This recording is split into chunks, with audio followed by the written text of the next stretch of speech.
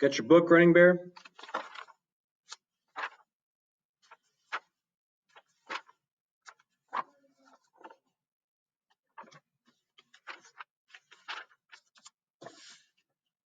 Are you there?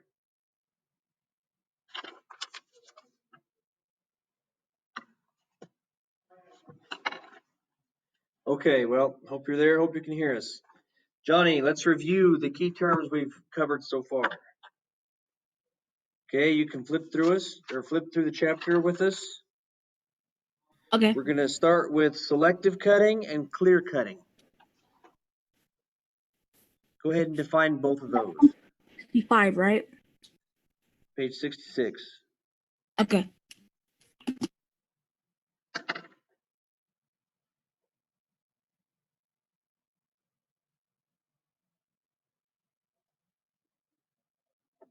I'm on page 66. Okay, selective cutting and clear cutting.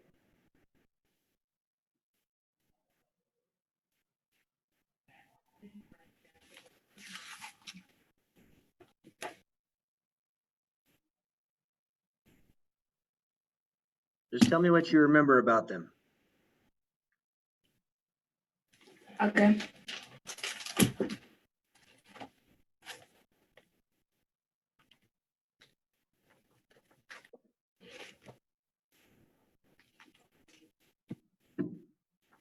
Running Bear, Quincy, you guys jump in too.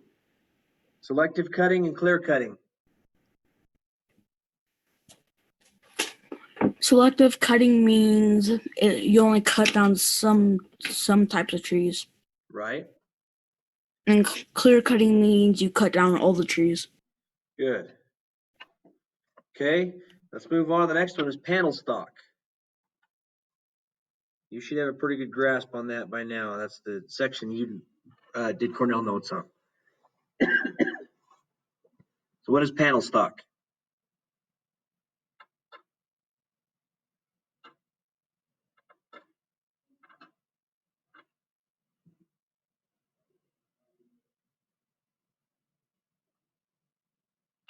Panel stock is wood that's been processed into panels. Okay, what's the Like, most common size for a panel? 4 foot by 8 foot. Right. And now, Quincy, what's plywood?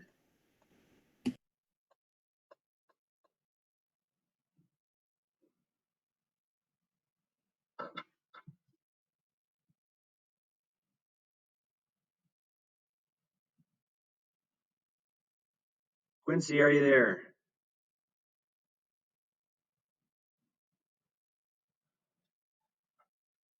Running Bear, are you there?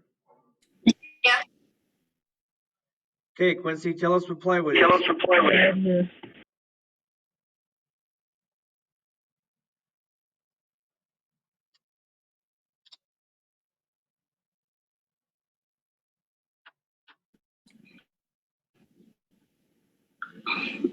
Plywood is for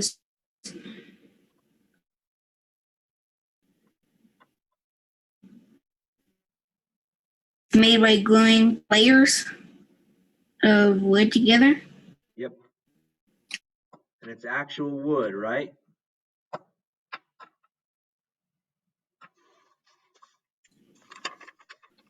What's the other style? It's a sheet material.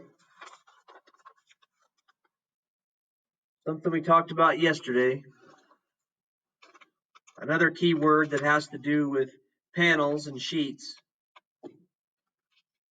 It's similar to plywood, but it's different.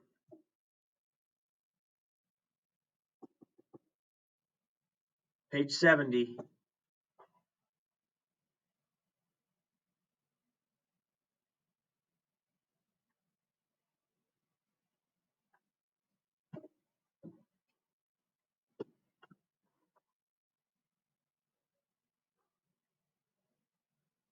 I think I know. Okay, shout it out.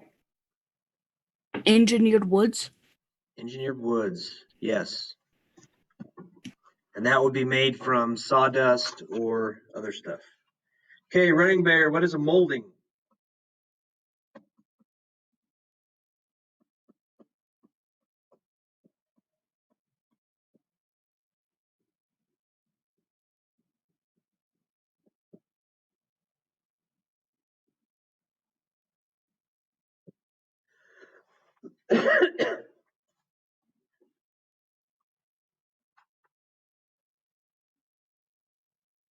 Running Bear, are you there?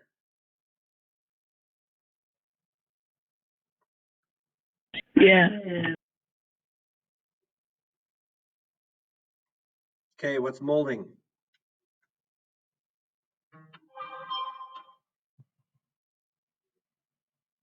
They cut a narrow straight sharp to a uniform curve profile to its length.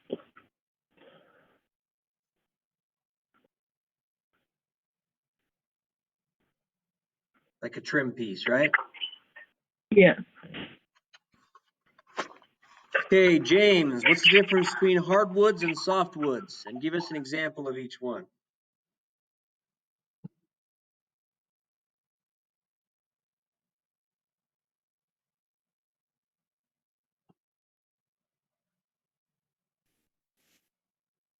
Um,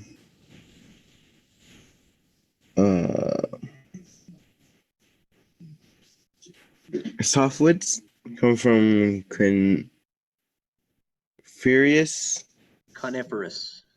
coniferous or cone-bearing trees. Common examples are like pine, Yep, fir, cedar, and redwood. right? And hardwoods are like cut from deciduous Deciduous. deciduous tree. Sheds its leaves during cold or very dry seasons. Some common hardwoods are walnut, maple, birch, cherry, and oak. Okay, what's the most common hardwood that we got around here? Cottonwood. Cottonwoods. Yep. An easy way to remember hardwoods, they have leaves. That's a hardwood. Okay.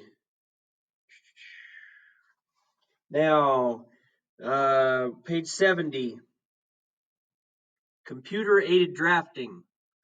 What did I ask you guys to remember about computer-aided drafting?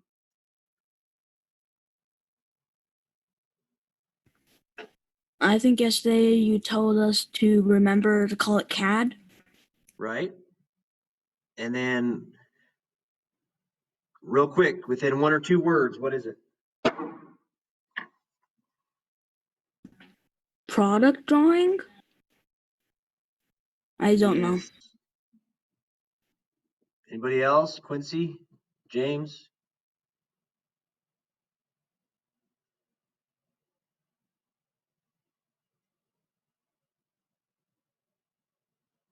What is CAD? In computer-aided drafting. Okay, what's drafting? Create three-dimensional. Another name for drafting would be what?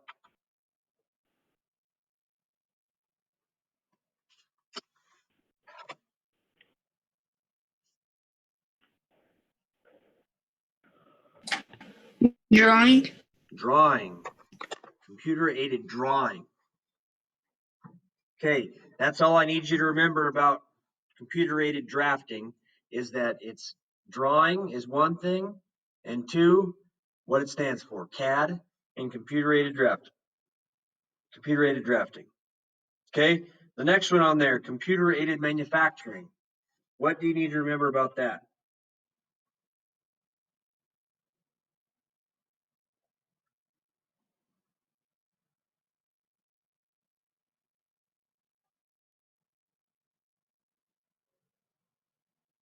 It saves time. It does save time. How does it save time? Basically, it replaces machine with factory workers. Or the opposite, it replaces factory workers with a machine. Oh, my bad, sorry. Yeah. So you're using machines to do your manufacturing for you. Machine makes all the cuts and all the drill holes and it lines everything out. It's much, much, much faster. Rather than having to take a ruler and a pencil and lay all your marks and everything out. You put your piece of wood in a machine, and the machine knows where all the corners are, and the machine just goes around and does everything that needs to be done. That's computer-aided manufacturing. Okay, we've already been over engineered woods. And then the problem-solving process. That's where we left off yesterday. Okay, what I want you guys to remember about the problem-solving process is that there are 6 basic steps. And look on page 71, you'll see those 6 basic steps.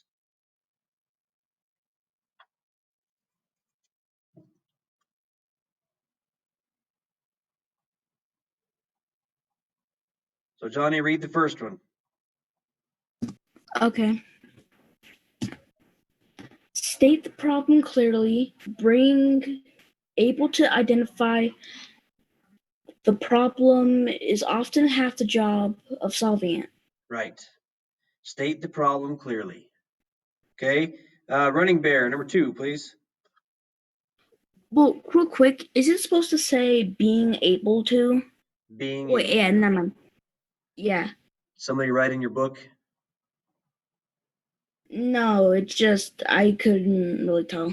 Oh, yep. Being able to identify the problem is often half the job of solving it. Okay, how I saw it looked different. Okay. You can continue. Okay, Running Bear, number 2.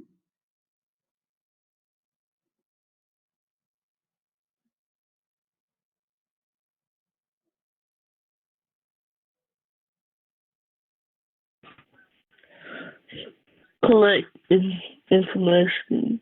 The more you know, the better your chances of finding a solution that works. Okay, collect information. That right there, that's an important thing. Okay, if you guys take auto in high school, we're going to learn more about that, collecting information. Quincy, number 3.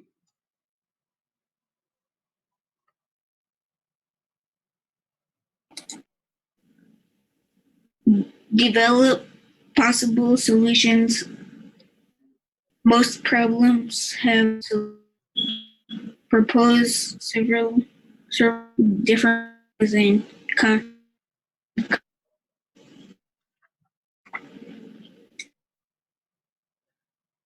Okay, most problems have more than one possible solution.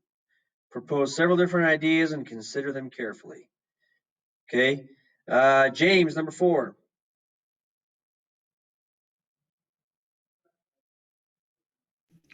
Select the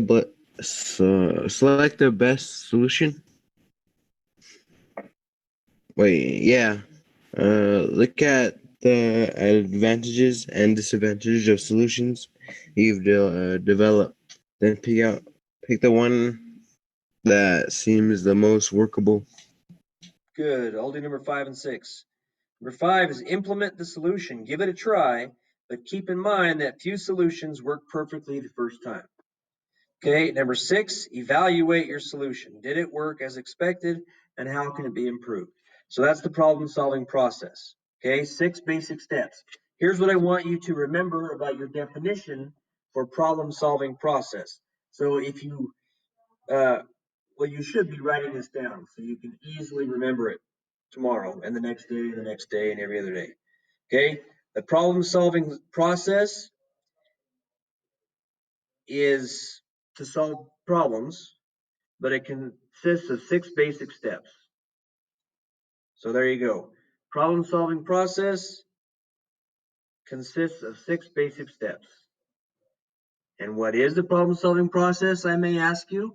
And then you would explain the problem solving process are a series of steps you follow in order to solve a problem. Pretty simple and straightforward. Okay, I don't want you to write down all 6 steps. I don't want you to try to remember all 6 steps. But know that there are 6 steps involved.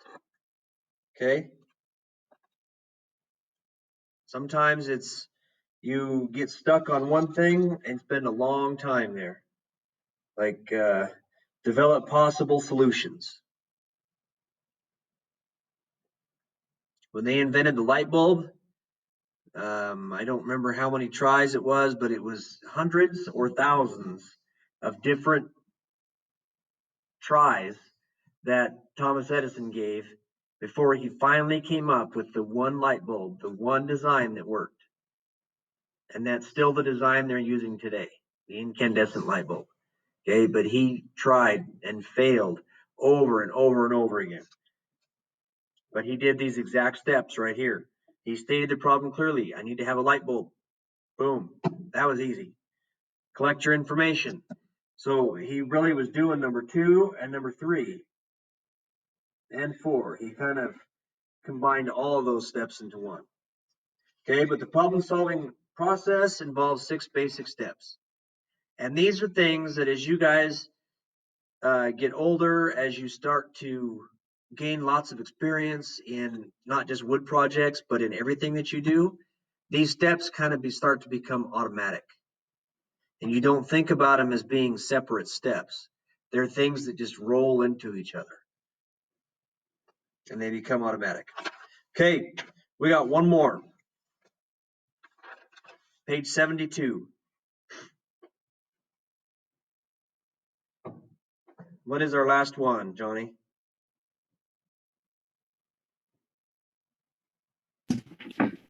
Huh? What's our last key term? Last key term? Yep.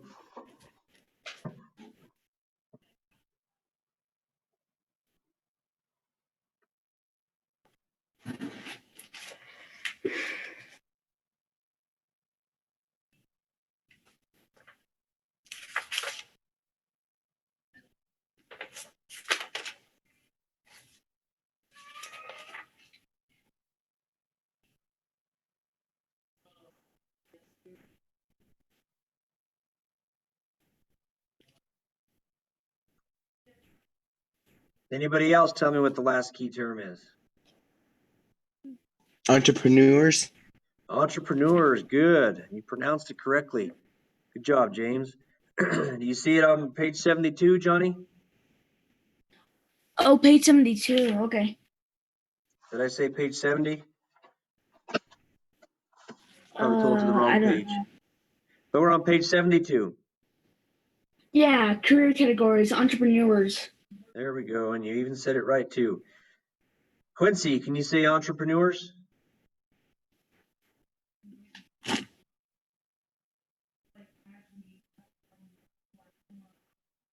So 72. Page 72. Oh, I see. Can you say that word? Wait.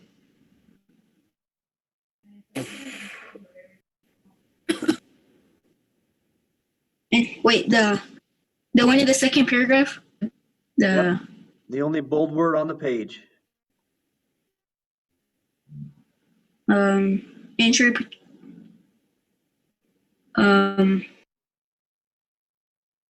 Running Bear, can you say that word? Entrepreneurs. Entrepreneurs. Okay, so what is an entrepreneur? Anybody? An entrepreneur means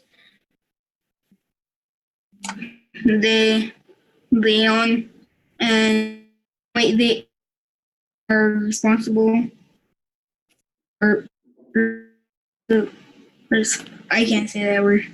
Responsible. Oh yeah, responsible for businesses. Right. Okay. They own and are responsible for their own business. Some people own their own business, but they're not responsible for it. They own it and somebody else does all the work. An entrepreneur means they own their own business and they do all the work themselves. They're the ones that are responsible for it. So I don't know if you guys, your parents, have anything that they maybe do on the side. I do leather work at home. Okay? I make different things, belts and chaps and different stuff, and I sell it. I'm an entrepreneur. That's my own business. I own it and I'm responsible for it. Okay? It doesn't pay me a lot of money, but I enjoy doing it and it makes a little bit of extra money. Some people, their whole career, everything that they do, all their money is an entrepreneur. Okay, they list an architect as an example. What might be an example of another kind of entrepreneur?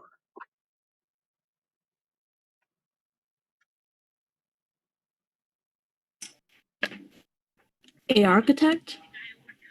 Okay, how about besides an architect? What's another example? Anybody? Just unmute yourself and jump in. An artist? An artist could be an entrepreneur, right? Running Bear, what do you think?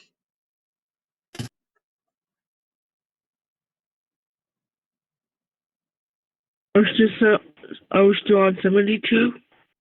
We're still on entrepreneur. What's an example of an entrepreneur?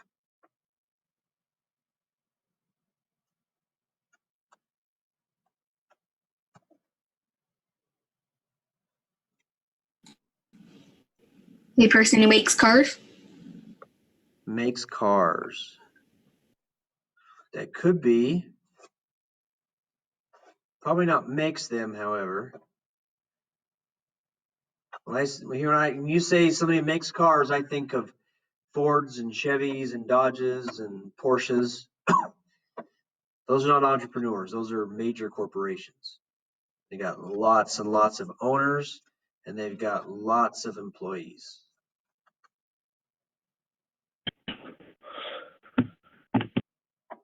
Running Bear, what did you do this last weekend?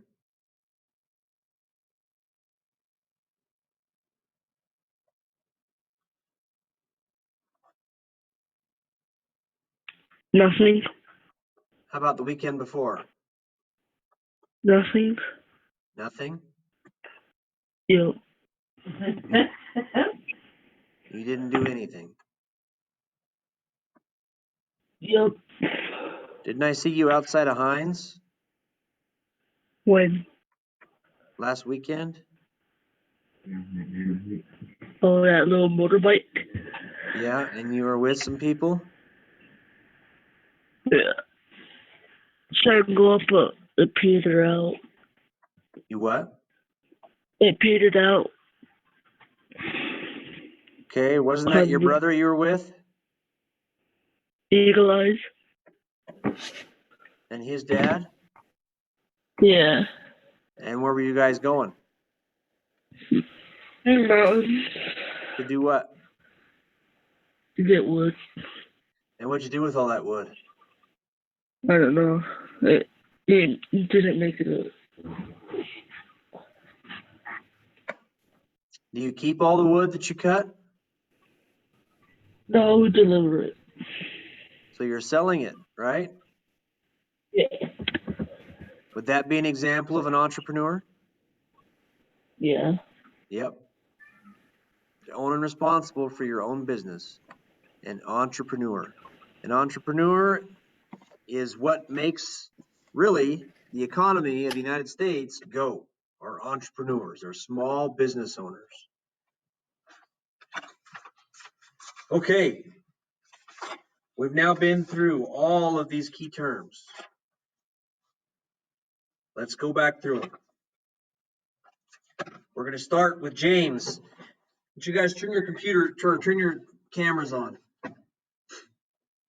That way I can see. If your screen gets frozen up and you're not moving, I'll know that you're having internet issues. And if you've got fluid moving video, I know we should be able, I won't be waiting on you.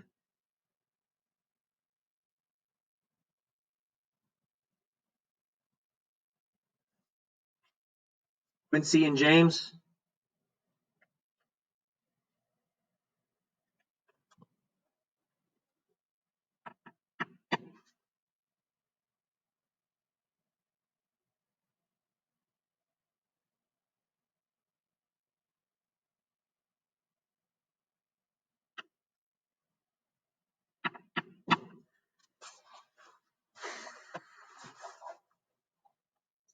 Okay. Running Bear, what's selective cutting?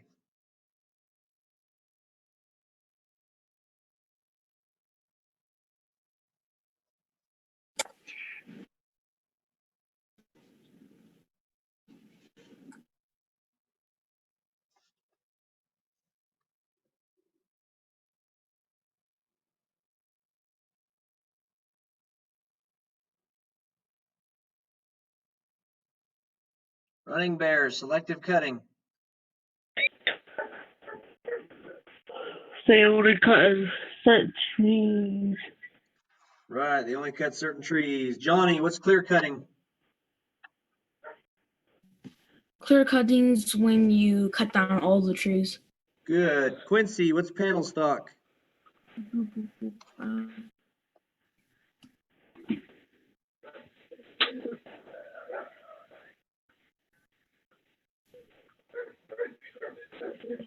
Sorry, it's kind of bad right now. I can't really hear. Say what?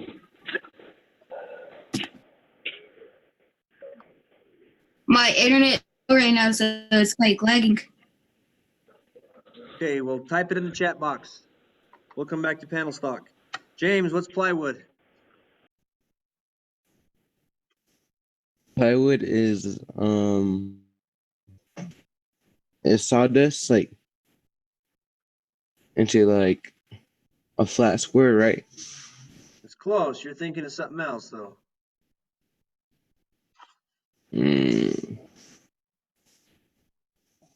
Plywood. Page 67.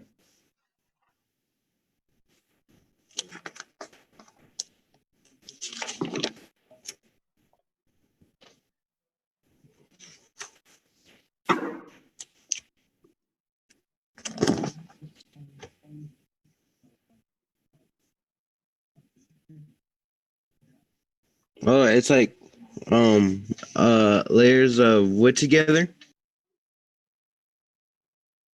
Layers that's of wood glued. that are glued together, right? Okay, Quincy, we're waiting on panel stock.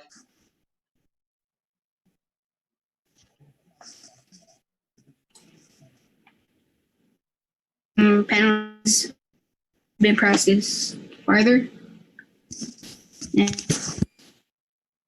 into panels. What's the most common size for panel stock?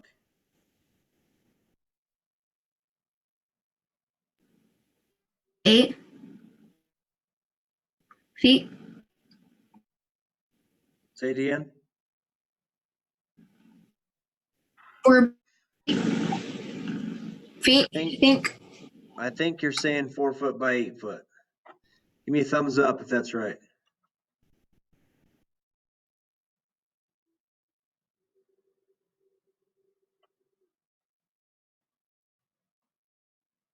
There we go. Okay, you guys can also type in the chat box.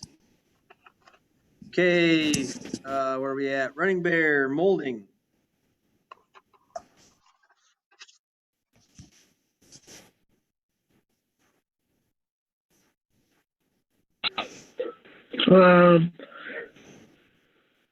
Molding is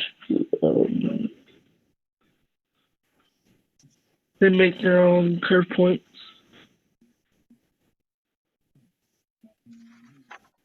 They do what?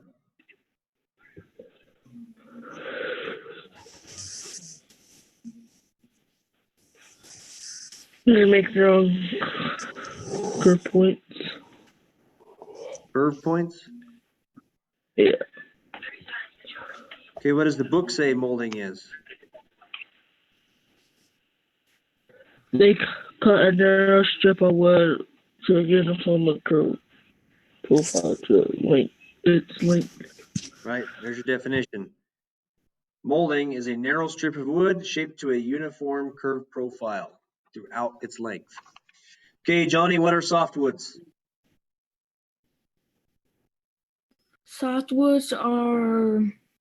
Softwood comes from trees that don't have leaves. Right? What's an example? A tree in the desert, like some kind of desert, or a tree in the middle of winter.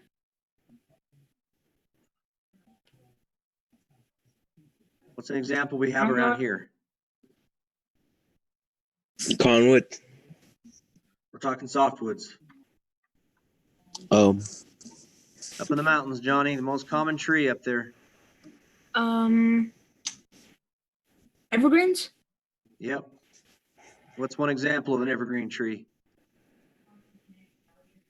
Mm,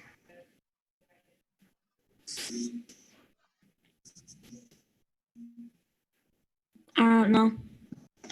Have you been to the mountains? A long time ago, I don't really remember anything about them. Well, you look at them every time you drive down the road. What is the most common tree that's up there?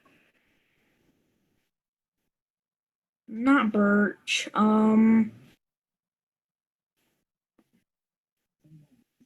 No, not pine woods either.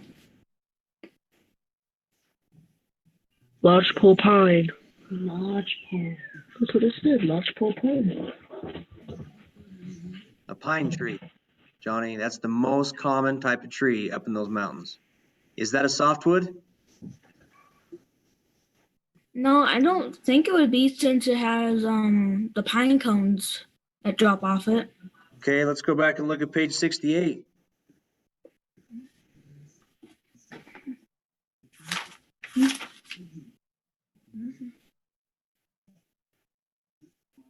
What's the definition of a softwood?